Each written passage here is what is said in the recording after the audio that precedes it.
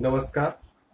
मी doctor Rajshekhar सोलापुरे, औरंगाबादच्या doctor Babasaheb Ambedkar Marathwada विद्यापीठाच्या अंतर्गत चालणाऱ्या राजर्षी शाहू महाराज अध्यासन केंद्राच्या वतीने यावर्षी 6 मेचं औचित्य साधून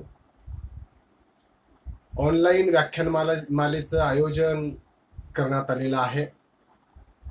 या व्याख्यानमालेची संकल्पना अध्यासन केंद्राचे संचालक तथा आमचे मित्र डॉक्टर कैलास अंबुरे सरांनी मांडली आणि राजर्षी शाहूंचे विचारसूत्र भारतीय राज्यघटना आणि लोकशाही या विषयावर मी भाष्य करावं अशा पद्धतीची विनंती त्यांनी केली आणि त्या अनुषंगाने या विषयावर बोलण्यासाठी मी आपल्या समोर आहे. या व्याख्यानमालेचे अध्यक्ष विद्यापीठाचे कुलगुरू माननीय डॉक्टर प्रमोद येवले सर आणि सर्व श्रोते हो. महाराष्ट्राच्या मातीमध्ये स्वराज्याची स्थापना शिवछत्रपतींनी केली आणि राज्याभिषेकाच्या दिवशी जी शिवमुद्रा प्रसिद्ध केली त्या शिवमुद्रेमध्ये 2 शब्द खूप महत्वाचे, ते म्हणजे भद्राय राजते. हे राज्य कल्याणाचं राज्य आहे अशा पद्धतीचा संदेश हा छत्रपती शिवरायांनी दिला आणि म्हणून रयतेचं राज्य, लोकांचं राज्य निर्माण करण्याचा प्रयास हा अगोदर तर होताच होता, परंतु पुढच्या कालखंडामध्ये तो अधिक वेगानं वाढेल अशी अपेक्षा शिवछत्रपतींची होती. परंतु शिवरायांच्या मृत्यूनंतर औरंगजेब दक्षिणेमध्ये आला आणि त्याच्यानंतर स्वराज्याचं संरक्षण करण्याची जबाबदारी संभाजीराजे आणि पुढं ताराराणी यांच्यावर पडली आणि दीर्घ असा संघर्ष हा पुढील कालखंडामध्ये राहिला. परंतु भद्राय राजते म्हणजे कल्याणाचं राज्य या संकल्पनेला खऱ्या अर्थानं उत्थानाचं स्वरूप जे म्हणतो आपण ते आलं. ते म्हणजे 2 एप्रिल 1894 या दिवशी छत्रपती म्हणून शाहू महाराज यांनी राज्य अधिग्रहण केलं आणि इथून हा एक कालखंड, कल्याणकारी राज्याचा कालखंड आणि लोकशाहीत्मक मूल्यांची जोपासना करण्यासाठी म्हणून शाहूंनी कारभार आपल्या हातामध्ये घेतला. खरं तर 2 एप्रिल 1894 या दिवशी राज्याचं अधिग्रहण करत असताना शाहू महाराजांनी एक जाहीरनामा प्रसिद्ध केला. त्या जाहीरनाम्यामध्ये शाहू महाराज असं म्हणतात की आमचे प्रजाजन जे आहेत ते सदा सुखी आणि संतुष्ट असावेत आणि त्यांच्या हिताची एकसारखी अभिवृद्धी होत जावी अशी माझी उत्कट इच्छा आहे. म्हणजे याचा अर्थ असा की लोक हे सुखी आणि समाधानी झाली पाहिजेत आणि त्यांच्या हितामध्ये वृद्धी झाली पाहिजे या स्वरूपाचा लोककल्याणकारी विचार शाहूंनी समोर ठेवला आणि राज्याची सूत्र हातामध्ये घेतली. आणि मग पुढील काळामध्ये आपल्या सर्वांना माहीत आहे की शाहूंनी जे राज्यकारभार तंत्र जे म्हणतो आपण ते तंत्र अशा पद्धतीनं चालवलं की ज्याच्यामुळं लोककल्याण आणि लोकहित ह्या 2 संकल्पना खऱ्या अर्थानं अस्तित्वात आल्या. ज्यावेळेस आपण सार्वजनिक हिताची गोष्ट करतो त्यावेळेस राज्यकर्ता हा लोकांशी बांधला गेलेला असला पाहिजे, तो लोकांमधला असला पाहिजे आणि म्हणून राजेशाहीमध्ये सुद्धा एक राजा लोकांना उद्देशून असं म्हणतो की मी तुमच्यापैकी एक आहे, तुम्ही मला मजूर समजा किंवा शेतकरी समजा या स्वरूपाची भूमिका शाहू राजांनी घेतली आणि म्हणून पुढच्या कालखंडामध्ये शाहूंनी लोकांशी जाऊन, लोकांबरोबर मिसळून आणि लोकांना सोबत घेऊन एक आदर्श असं राज्य, लोकशाही स्वरूपाचं राज्य हे निर्माण केलं. ज्यावेळेस आपण पाहतो की प्लेटो नावाचा विचारवंत आहे, तो असं म्हणतो की राजकीय शहाणपणा आणि मनाची विशालता या 2 गोष्टींचा संगम हा राज्यकर्त्यांच्या ठायी असला पाहिजे, तरच खऱ्या अर्थानं तो राज्यकर्ता लोकांचं कल्याण करू शकतो असं प्लेटोचं मत आहे. मला असं वाटतं की राजकीय शहाणपणाच्या बाबतीमध्ये आज आपण पाहतो की 70 वर्षानंतर सुद्धा आपल्या लोकशाहीमध्ये राज्यकर्त्यांच्या अंगी राजकीय शहाणपणा कितपत आहे हा खरं तर चिंता आणि चिंतनाचा विषय आहे. परंतु राजकीय शहाणपणा आणि मनाची विशालता हे दोन गुणधर्म राजर्षी शाहूंकडे होते. आणि त्या अनुषंगाने शाहूंनी जो राज्यकारभार उभा केला ते एक नवीन असं मॉडेल होतं. ते मॉडेल कसं होतं तर स्वतः डॉक्टर बाबासाहेब आंबेडकर असं म्हणतात की राजर्षी शाहू यांनी भारतातील सामाजिक लोकशाहीची पायाभरणी केली आणि म्हणून ते भारतातील सामाजिक लोकशाहीचे आधारस्तंभ आहेत. आता मग आपण पाहतो की सामाजिक लोकशाही शाहूंनी निर्माण केली. एकीकडे तर राजेशाहीचे प्रतीक म्हणून राजा असणारे शाहू महाराज हे लोकशाही कशी निर्माण करू शकतात हा स्वाभाविक प्रश्न अनेकांच्या मनामध्ये निर्माण होऊ शकतो. परंतु ज्यावेळेस आपण पाहतो की संस्कृतमध्ये एक सुभाषित आहे, राजा कालस्य कारणम, राजा हा काळ निर्माण करतो. मग हा काळ जो आहे तो काळ दोन पद्धतीचा आहे. एक म्हणजे काळ म्हणजे युग, एक तो युग निर्माण करतो, किंवा काळ म्हणजे संकट, संकट सुद्धा निर्माण करण्याचं कारण राजा असू शकतो. परंतु शाहू राजांनी खऱ्या अर्थानं भारतामध्ये एका युगाची निर्मिती केली आणि हे युग नवीन कल्पनेला जन्म देणारं होतं, नवीन संकल्पनांना जन्म देणारं होतं आणि अशा पद्धतीची युगाची निर्मिती म्हणून युग निर्माता अशी उपमा आपल्याला शाहू राजांना द्यावी लागेल. ज्यावेळेस मी विचार करतो की राजेशाहीमध्ये कायदे मंडळ, कार्यकारी मंडळ, न्याय मंडळ याची सर्व सूत्र ही राजाकडे असतात आणि म्हणून सगळ्या गोष्टी राजाच्या राजपदाच्या दावणीला बांधलेली असतात. परंतु शाहूंचं राजपद हे फक्त परंपरेचं सातत्य टिकविण्यासाठी होतं, परंतु त्यांची धोरणं, त्यांचे निर्णय हे आधुनिकतेचं प्रतीक होती. आणि म्हणून ज्यावेळेस आम्ही पाहतो की निव्वळ सोपस्कार म्हणून लोकशाहीमध्ये ज्या गोष्टी चालतात त्या सोपस्कार म्हणून त्या गोष्टी कदाचित करवीर संस्थानामध्ये चालत नसतील, परंतु लोकशाहीची मूल्य ही शाहूंच्या करवीर संस्थानामध्ये पेरली गेली होती. ज्यावेळेस आम्ही पाहतो की पंडित नेहरू असं म्हणतात की मतदान, निवडणुका इत्यादी बाह्य उपचारांपेक्षा लोकशाहीचा अर्थ अधिकच सघन आहे. अंतिम दृष्टीने लोकशाही म्हणजे विचार करण्याची, आचाराची, शेजाऱ्यांशी कसं वागावं हे शिकवणारी एक पद्धती आहे. आणि शेवटी तुम्ही राजकीय नव्हे तर मानवी मूल्यापाशी येता हवे तर याला आपण सांस्कृतिक चैतन्यशाली मूल्य म्हणू शकतो. लोकशाहीची या स्वरूपाची संकल्पना नेहरू अभिव्यक्त करतात. ज्यावेळेस आपण पाहतो की ही सगळी मूल्य, मग ती सांस्कृतिक आणि मानवी मूल्य ही शाहूंनी निर्माण केली. ही मूल्य कोणती होती तर स्वातंत्र्य, समता, बंधुता, न्याय, व्यक्तिप्रतिष्ठा, सहिष्णुता ह्या सर्व गोष्टी शाहूंच्या राज्यकारभाराची वैशिष्ट्य होती. आणि मग लोकशाही कशा पद्धतीने करवीर संस्थानामध्ये होती हे जर पाहायचं झालं तर आपल्याला डॉक्टर आंबेडकरांचं एक विधान या ठिकाणी विचारात घ्यावं लागेल. बाबासाहेब आंबेडकर असं म्हणतात की लोकशाही म्हणजे काय तर रक्ताचा एकही थेंब न सांडता सर्वसामान्य माणसाच्या आयुष्यामध्ये आमूलाग्र सामाजिक आणि आर्थिक क्रांती घडवून आणणारा शासन प्रकार म्हणजे लोकशाही. लोकशाहीची ही जर व्याख्या आपण जर प्रमाण मानली तर अशा पद्धतीचा आमूलाग्र सामाजिक आणि आर्थिक बदल हा सर्वसामान्य माणसाच्या आयुष्यामध्ये शाहू महाराजांनी घडून आणला होता आणि म्हणून त्यांनी राजेशाहीच्या आवरणामध्ये लोकशाही चालवली असं म्हटलं तर ते अतिशयोक्तीचं ठरणार नाही. ज्यावेळेस मी विचार करतो की सामाजिक आणि आर्थिक लोकशाहीचं प्रतिमान शाहू राजांनी उभं केलं आणि मग हे प्रतिमान निर्माण करत असताना सर्वसामान्य माणसाच्या दुःखावर फुंकर घालत असताना, त्यांच्या विकासाचा विचार करत असताना, तसे कायदे पारित करत असताना शाहू महाराजांनी फक्त एकच विचार केला की जनहित हे प्राप्त झालं पाहिजे. आणि म्हणून त्यांनी वेगवेगळ्या स्वरूपाचे जे सामाजिक कायदे केले. खरं तर भारतामधल्या सामाजिक कायद्याचे जनक म्हणून आपल्याला शाहूंकडे पाहावं लागेल. त्यांना राजकीय लोकशाही भले निर्माण करता आली नसेल, कारण की राजकीय लोकशाही निर्माण करण्यामधले दोन आडसर शाहूंच्या समोर होते.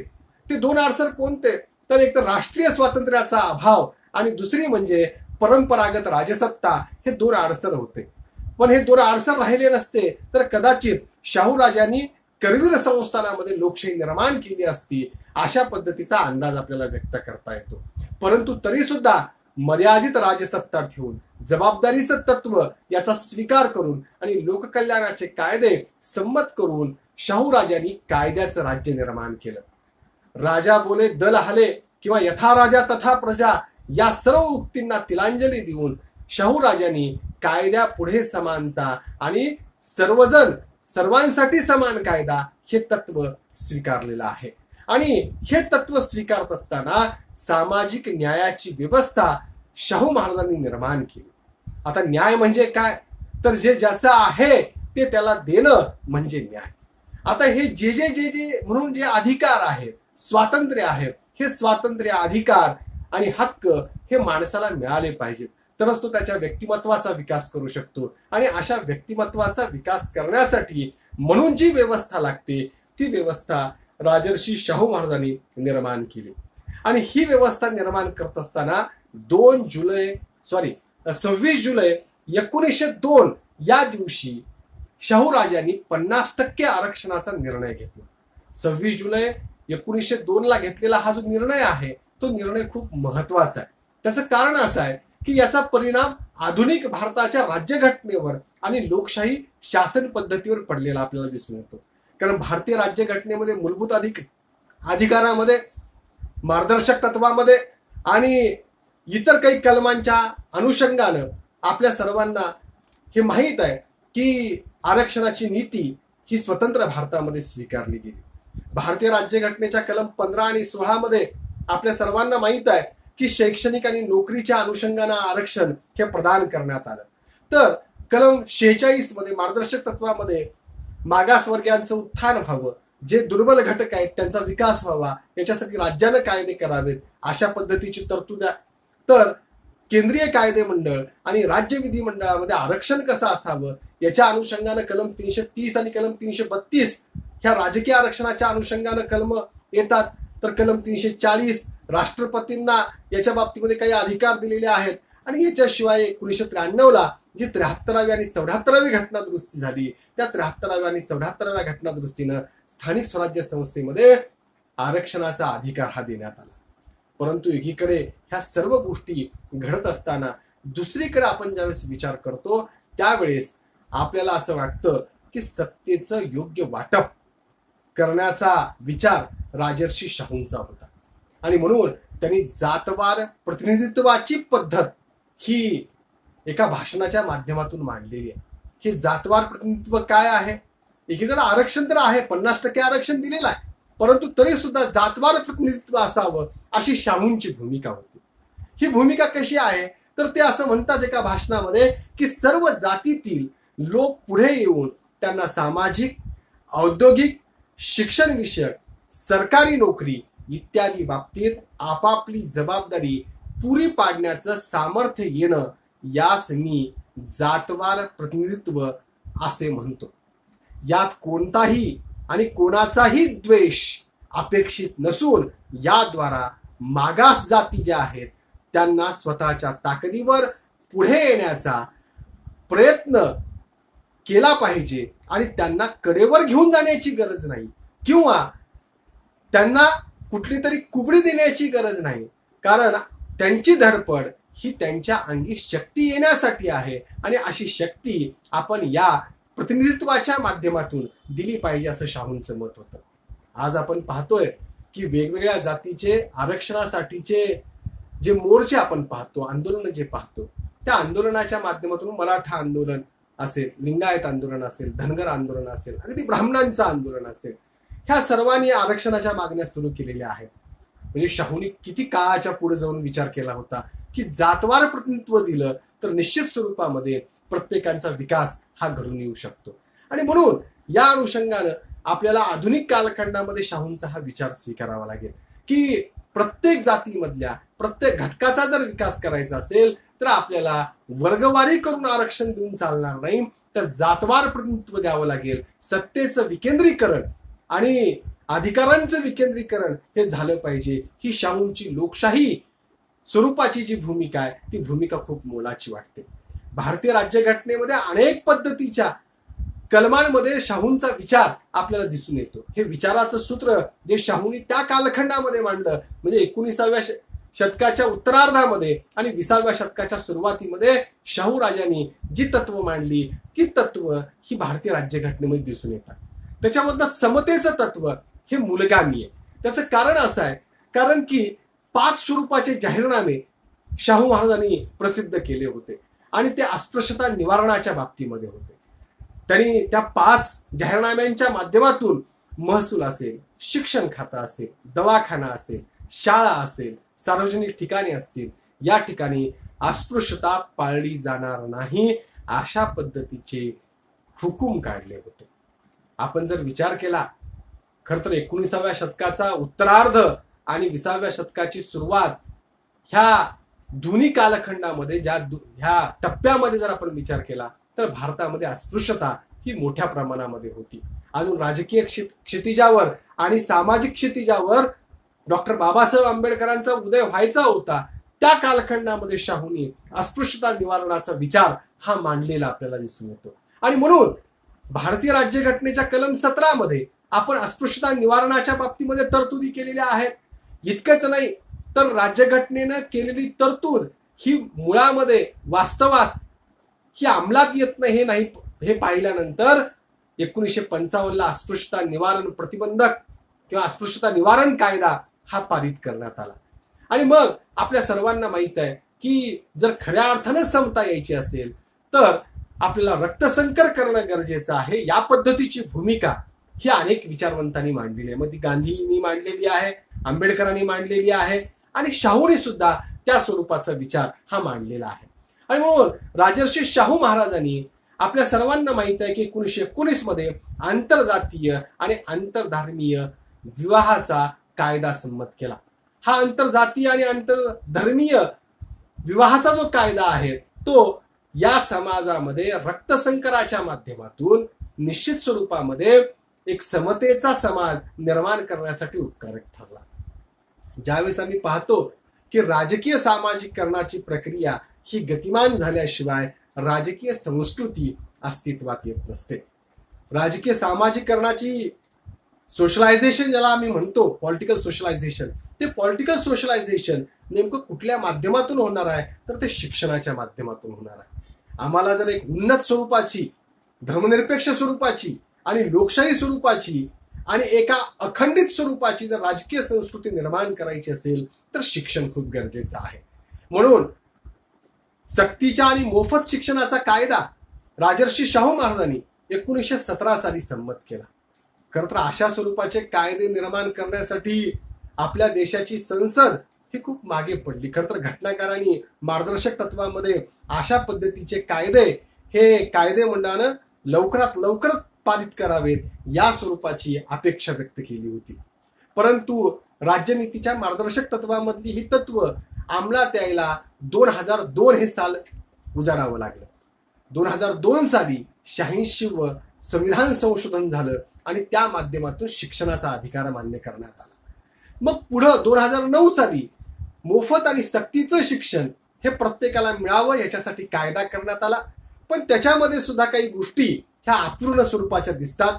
शाहूंचं जे स्वप्न होतं की खऱ्या अर्थानं प्राथमिक शिक्षण हे प्रत्येक माणसाचा अधिकार आहे, तो अधिकार हा आपल्या 2009च्या शिक्षणाच्या अधिकाराच्या माध्यमातून किंवा सक्तीच्या आणि मोफत शिक्षणाच्या कायद्याच्या माध्यमातून मिळत नाही. त्याचं कारण असं आहे की वय वर्ष 7 ते 14 पर्यंत प्राथमिक शिक्षण देणं ही राज्याची जबाबदारी असेल अशा पद्धतीचं प्रावधान हे करण्यात आलेलं आहे.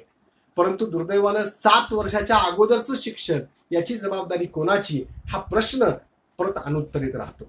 परंतु तरी सुद्धा मूलभूत कर्तव्यामध्ये 11वा जो मुद्दा आहे तो 11वा मुद्दा समाविष्ट करून प्रत्येक व्यक्तीला प्राथमिक शिक्षण सक्तीचं आणि मोफत मिळावं ही राज्यानं अपेक्षा व्यक्त केलेली आहे आणि ते कर्तव्य मानलेलं आहे. आणि म्हणून या स्वरूपामध्ये एक राजकीय संस्कृती निर्माण करण्यासाठी आणि शाहू महाराजांनी जो विचार मांडला होता 1917चा कायदा करण्याच्या अगोदर त्यांनी अशी भूमिका मांडली होती एका भाषणाच्या माध्यमातून की ज्ञानावरील जड आणि जुलमी जो जू आहे तो जू झुगारण्यासाठी आम्ही हा कायदा करतो आहोत.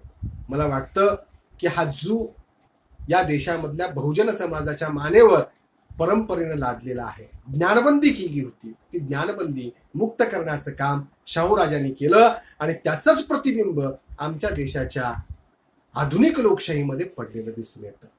याच्याशिवाय स्त्री पुरुष समतेचं तत्व असेल, व्यक्तिप्रतिष्ठेचं तत्व असेल, ते तत्व शाहूंच्या विचारामध्ये आपल्याला मोठ्या प्रमाणामध्ये दिसून येतं. खरं तर एक सूत्रात्मक बांधणी शाहूंच्या विचारामध्ये लोकशाहीशी मोठ्या प्रमाणामध्ये आपल्याला दिसून येते.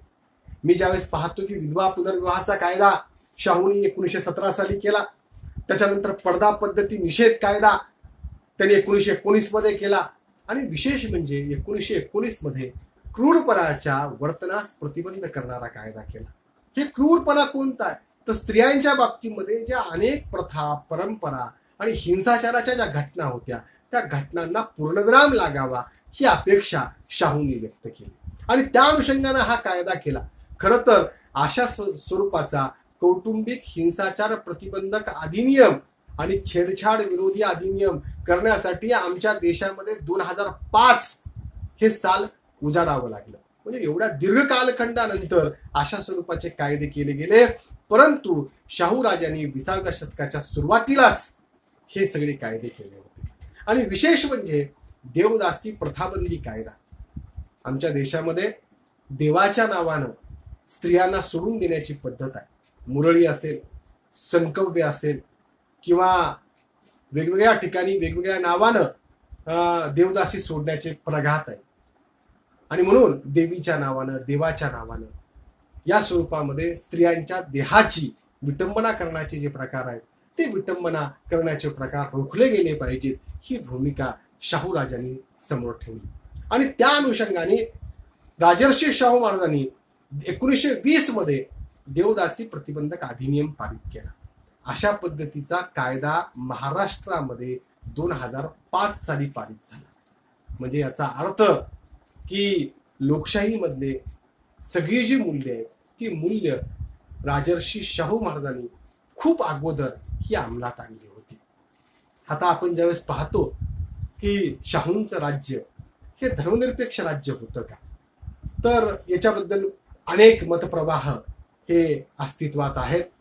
परंतु मला वाटतं की राजर्षी शाहू महाराजांनी धर्मशुद्धीकरणाकडून धर्मनिरपेक्षतेकडे हा प्रवास पूर्ण केलेला आहे. कारण जोपर्यंत धर्मशुद्धीकरण होत नाही तोपर्यंत धर्मनिरपेक्षतेचा विचार आपण करू शकत नाही याचं ज्ञान शाहूंना होतं. आणि म्हणून राजर्षी शाहू महाराजांच्या काळामध्ये जे वेदोक्त प्रकरण घडलं, खरं तर वेदोक्त प्रकरणाची आज मांडणी करायची का, त्याची प्रासंगिकता आहे का, याच्याबद्दल वेगवेगळे वाद आणि प्रतिवाद आहेत. कुरुंदकरांसारख्या विचारवंताचं असं मत आहे की वेदोक्त प्रकरणाची आता काही आवश्यकता नाहीये, त्याच्याबद्दलचं भाष्य करण्याची आता काही आवश्यकता नाहीये. परंतु मला असं वाटतं की जेव्हा जेव्हा धर्मग्रंथाच्या आधारे माणसामध्ये भेद केला जातो त्यावेळेस तो भेद मोडीत काढण्यासाठी शाहूंच्या वेदोक्त प्रकरणाचाच आधार आपल्याला घ्यावा लागेल. कारण की माणसामध्ये धर्माच्या माध्यमातून भेद करून विषमतेची दरी वाढता कामा नये याचा विचार शाहूंनी वेदोक्त प्रकरणाच्या माध्यमातून मांडला. आणि इतकंच नाही तर शाहू महाराजांनी जी क्षात्र जगद्गुरूंची नेमणूक केली त्या नेमणुकीमुळे असं मानलं जातं की धर्म आणि राज्य यांचा मेळ घालण्याचा प्रयत्न शाहूंनी केला. परंतु धनंजय कीरचं मत या ठिकाणी उद्धृत करणं मला वाटतं की खूप महत्वाचं ठरतं. त्याचं कारण असं आहे की धनंजय कीर असं म्हणतात ती एक धार्मिक प्रशासकाची नेमणूक होती. फक्त एक धार्मिक प्रशासक म्हणून क्षात्र जगद्गुरू हा शाहूंनी नेमला. आपण आज पाहतो की आजच्या कालखंडामध्ये सुद्धा अनेक मंदिरांच्या विश्वस्त समित्यांवर शासन लोकांची नियुक्ती करतं. म्हणजे याचा अर्थ हे धर्मनिरपेक्ष राज्य नाही असं म्हणता येत नाही. त्या स्वरूपामध्ये राजर्षी शाहूंचं राज्य हे धर्मनिरपेक्ष नाही असं म्हणणं म्हणजे आपण निश्चित स्वरूपामध्ये वास्तविकतेकडे दुर्लक्ष करण्यासारखं आहे. आणि म्हणून शाहू महाराजांनी ज्या स्वरूपाचा विचार मांडला आणि तो विचार पुढे घेऊन जाण्याचा प्रयत्न केला. ज्यावेळेस आपण पाहतो की राजर्षी शाहू महाराजांनी जबाबदारीचं तत्व आपल्या व्यवस्थेमध्ये आणण्याचा प्रयत्न केला. विशेष म्हणजे आज आपण पाहतोय की व्यवस्थेच्या जे विरोधी आहेत, व्यवस्थेमधून जे बाहेर पडलेले आहेत, ज्यांना व्यवस्थेच्या विरुद्ध हातामध्ये शस्त्र घेऊन लढावं लागत आहे, अशा सर्व प्रश्नांना उत्तर देण्याचा विचार शाहूंच्या विचारामध्ये आपल्याला दिसून येतो. ते सूत्र असं आहे की आज आपण पाहतोय की नक्षलवादी आहेत, आपले लोक व्यवस्थेच्या विरोधामध्ये उभे राहिले, परंतु यांचं हृदय परिवर्तन करण्याची ताकद ही राजकीय व्यवस्थेमध्ये आहे आणि हा विरोध काही बंदुकीच्या नळीतून मोडून काढता येत नाही हे शाहूंना माहीत होतं. आणि म्हणून त्यांनी फासेफार्दी असतील किंवा गुन्हेगारी जमाती म्हणून ब्रिटिशांनी ज्या जमाती वर्गवारीत केल्या होत्या त्या जमातींना आपल्या करवीर संस्थानामध्ये नोकऱ्या देऊन त्यांच्यामध्ये आमूलाग्र बदल घडून आणला होता. याचा अर्थ असा की शाहूंना माणसांमध्ये परिवर्तन करायचं होतं, माणसांना राजकीय व्यवस्थेच्या मुख्य प्रवाहामध्ये आणायचं होतं आणि अशा पद्धतीचा विचार शाहूंनी मांडला. शाहूंनी ज्यावेळेस समाज सुधारणा करायला सुरुवात केली, आर्थिक सुधारणा करायला सुरुवात केली, त्यावेळेस ब्रिटिशांनी त्यांना रोखण्याचा प्रयत्न केला. त्यावेळेस राजर्षी शाहूंनी ब्रिटिशांना कळवलं की एक वेळेस मी गादी सोडेन, परंतु मी बहुजन समाजाच्या उद्धाराचं जे कार्य स्वीकारलेलं आहे ते कार्य मी सोडणार नाही. मला वाटतं की उपयुक्ततावादाची जी भूमिका आहे, अधिकतम लोकांचं अधिकतम सुख, बहुजन हिताय बहुजन सुखाय, ही भावना शाहूंच्या राज्यामध्ये अस्तित्वात होती आणि म्हणून अधिकाधिक स्वरूपामध्ये लोकांचं हित कसं प्राप्त होईल आणि ते हित प्राप्त करण्यासाठी प्रसंगी मला राज्य जरी सोडावं लागलं तर ती सोडण्याची माझी तयारी आहे, ही न्याय भूमिका शाहूंनी आपल्या हयातीमध्ये घेतली. आणि म्हणून शाहूंचं राज्य हे निश्चित स्वरूपामध्ये राज्य घटनात्मक मूल्य निर्माण करणारं आणि लोकशाहीला बळकटी देणारं राज्य आहे. आज आम्ही सुशासनाच्या गुड गव्हर्नन्सच्या गोष्टी करतो आहोत, परंतु जोपर्यंत व्यवस्थेमध्ये जबाबदारीचं तत्व येत नाही आणि राज्यकर्ता हा लोकांशी बांधला जात नाही, तोपर्यंत सुशासन ही संकल्पना निव्वळ कागदोपत्री ठरते. खऱ्या अर्थानं ती लोकजीवनामध्ये अंमलात आणण्याचा प्रयत्न राजर्षी शाहूंनी आपल्या कालखंडामध्ये केला आणि म्हणून लोकशाही ही अधिकाधिक लोकशाही देऊनच प्राप्त करता येते. ही अधिकाधिक लोकशाही देण्याचा प्रयत्न शाहूंनी आपल्या कालखंडामध्ये आणि आपल्या विचाराच्या माध्यमातून केलेला आहे. मला वाटतं की निश्चित स्वरूपामध्ये आधुनिक राजकीय व्यवस्थेला, भारतीय राज्यघटनेला प्रेरक आणि मार्गदर्शक स्वरूपाचा असा विचार राजर्षी शाहूंनी आपल्या विचारातून मांडला आणि म्हणून राजर्षी शाहूंच्या विचारांना बरोबर घेऊन पुढचा प्रवास जो सुशासनाचा आहे, सुराज्याचा आहे, तो आपल्याला पूर्ण करता येईल, तो आपण पूर्ण करावा एवढी अपेक्षा व्यक्त करतो. थांबतो. धन्यवाद.